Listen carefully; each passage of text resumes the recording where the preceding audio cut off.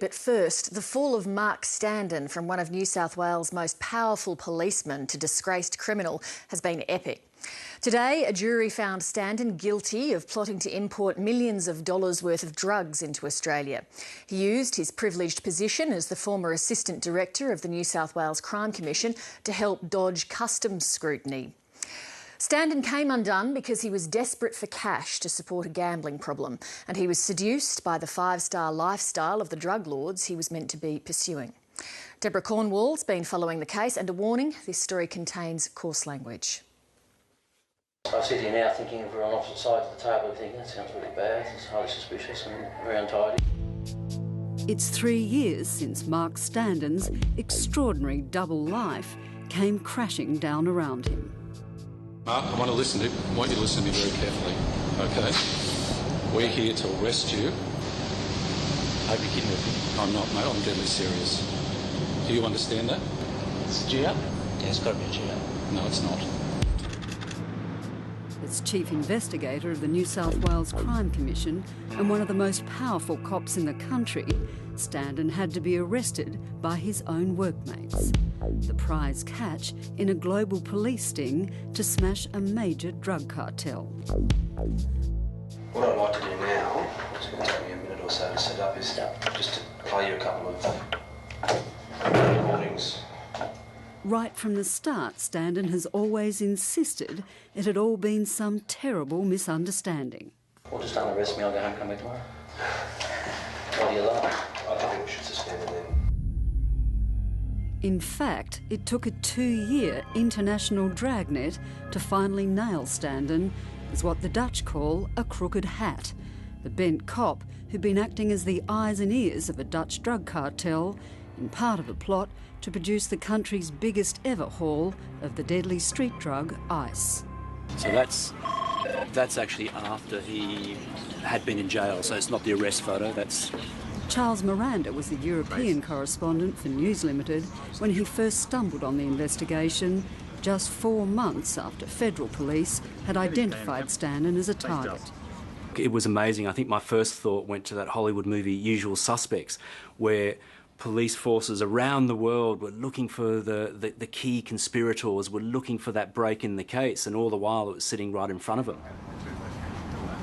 It was the story of his career, but he would have to wait another 5 months until Standen's arrest before he could finally go to print with the story. When the AFP visited our offices, they basically said this is the biggest security breach in law enforcement history. You all right, mate?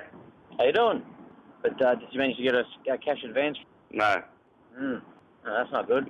The blanket surveillance on Standen captured hundreds of hours of phone calls, meetings, payoffs and coded emails between the chief investigator and his 2 co-accused. British career criminal and international drug dealer James Kinch, a one-time informer of Standen's, and family friend and small goods importer Bill Jalalati, who used his business as a front to try and smuggle in 300 kilograms of pseudoephedrine in a rice shipment from Pakistan, enough to produce $120 million worth of ice. So they never for a nanosecond thought that Bill would import any drugs of any sort. He talks anti-drugs, he talks about hanging the bastards as one of his favourite sayings. In his only police interview, Standen tried desperately to talk his way out of trouble, casting himself as a trusting soul who appeared to have been set up by his long-time friend, Bill Jalalati. So he often plays the sort of the dumb lad. It's probably as close to a pathological lie I've ever met. I have let thousands upon thousands upon thousands of obvious lies slide without pulling him up, because I accept that's what he's like. His defence is very much, I was humouring my friend. Yeah, he was talking about drug imports. I thought, whatever, he's so full of rubbish, I'll just go along with it. It was almost game playing. He had a friend who was a simpleton in his mind, and he was humouring him. Standen kept up the bravado all the way through his trial, even when confronted with months of secretly taped conversations in which he appears to be taking the drug deal very seriously, including coaching Jalalati on what to say if it all went wrong. I'm not ever arresting me. Well, I would say, look, we've been friends for ever since we met Di. We've always talked about business opportunities, we've looked at drinks, we've explored this, explored that. As far as I know, you're always bringing stuff in on our luck. He also shamelessly used his police contacts to ensure there were no suspicions over the rice shipment. The federal police, he said, just weren't smart enough to catch him. Well, what I'll do now is I'll ring the surveillance guy and see what he's doing. He wouldn't need to. Unless I already knew the connection. But the only thing that I don't know about. But that gives them too much credit. They're never that good, you know? The Crown said Standen had been running the Australian end of the drug enterprise, taking instructions from his one-time informer, James Kinch, who was the middleman for the Dutch drug cartel. I like to believe in people, so it kills me telling a story because it highlights the stupidity. Once again, Standen cast himself as the trusting dupe. Kinch gave up all the syndicates, all the groups that he worked with. He named the people. No one ever believed that he would retire. I did. I was prepared to. He very much tried to engage the jury during the trial. He would make these bold statements, which were clearly ludicrous, but he would look straight away to the jury and look at each individual face as if trying to get some sort of acceptance, to sort of get a bit of traction in his argument. He was very cocky.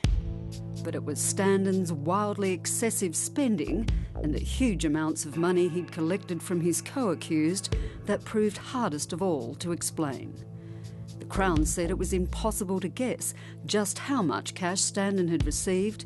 His salary after commitments amounted to about $500 a week, yet he spent a staggering $4,000 a week, at least $220,000 more than he earned. On top of that, he'd also lavished his 24-year-old mistress and co-worker, Louise Baker, with extravagant gifts and a lifestyle to match. All of a sudden he was buying Tiffany bracelets, he was doing luxury holidays, he was staying at five-star hotels. He sort of liked the charm surrounding that lifestyle, that a criminal could earn more than the investigators and could live this charmed life before they're stopped. Perhaps the most striking thing about this case is just how many red flags had been there for years about the way Standen operated. It was well known he'd had a major gambling problem and he played fast and loose with his criminal informants.